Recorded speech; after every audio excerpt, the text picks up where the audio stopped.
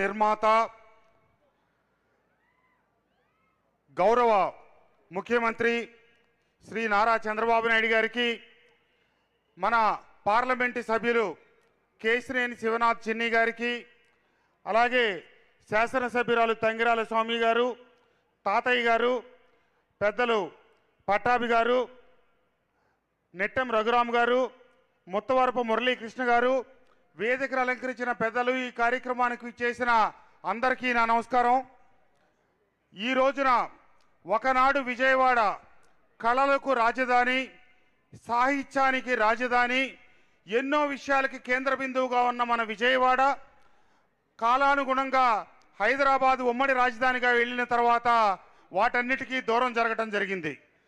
విభజింపబడిన ఆంధ్రప్రదేశ్లో మన దగ్గరకు వచ్చిన అమరావతిని కేంద్రంగా చేసుకొని దుర్గమ్మ సన్నిధిలో ఈరోజు మొదలైన ఈ విజయవాడ ఉత్సవాలు మన సంస్కృతి ప్రతిబింబిస్తూ అమ్మ ఆశీస్సులతో రాబోయే రోజుల్లో చంద్రబాబు నాయుడు గారి దార్శనికతతో, లోకేష్ బాబు గారి నాయకత్వంలో అత్యంత వేగంగా భారతదేశంలో ప్రముఖ స్థానాన్ని ఆక్రమించి ముందుకు సాగాలని చెప్పి ఆకాంక్షిస్తూ ఎందరో కుట్రలు పన్నారు, ఎన్నో కుట్రలు చేశారు.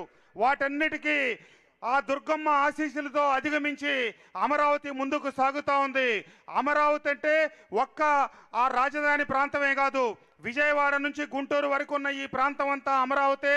ఈనాడు మైలవరం నియోజకవర్గాన్ని కూడా విజయవాడలో అంతర్భాగం చేసి మా రైతుల్ని చిన్ని గారి ఫోన్ చేసి ఇక్కడ గొల్లపూడిలో భూములు కావాలి, విజయవాడలో స్థలాభావం ఉందని అడిగితే మా బొమ్మసాని సుబ్బారావు గారి నాయకత్వంలో నేను బాధ్యతలు అప్పగిస్తే కేవలం ఒక్క పూటలో 70 సంవత్సరాల నుంచి సాగు చేసుకుంటున్న భూముల్ని ఈ ఎగ్జిబిషన్కి ఇచ్చి ఈరోజు ఈ కళ సాకారం చేస్తూ విజయవాడ ఉత్సవాలంటే తొలి పునాది పడిన ఈ సంవత్సరం రాబోయే సంవత్సరాల్లో మరింత అంగరంగ వైభవంగా సాగుతూ ఖచ్చితంగా భారతదేశంలో అటు దసరా ఉత్సవాలంటే మైసూరు లేకపోతే హౌరానే కాకుండా విజయవాడలో కూడా ఈ విజయవాడ ఉత్సవాలు ప్రాముఖ్యత సంతరించుకొని ముందుకు సాగాలని చెప్పి ఆకాంక్షిస్తూ ఈ కార్యక్రమానికి ఈరోజు ముఖ్య అతిథిగా విచ్చేసి ఈ విజయదశమి రోజున మరింత శోభన చేకూర్చిన ముఖ్యమంత్రి గారికి మైలవరం నియోజకవర్గం తరపున హృదయపూర్వక ధన్యవాదాలు, కృతజ్ఞతలు తెలియజేస్తూ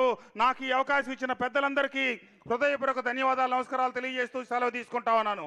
జై Hind. Thank you so much, sir.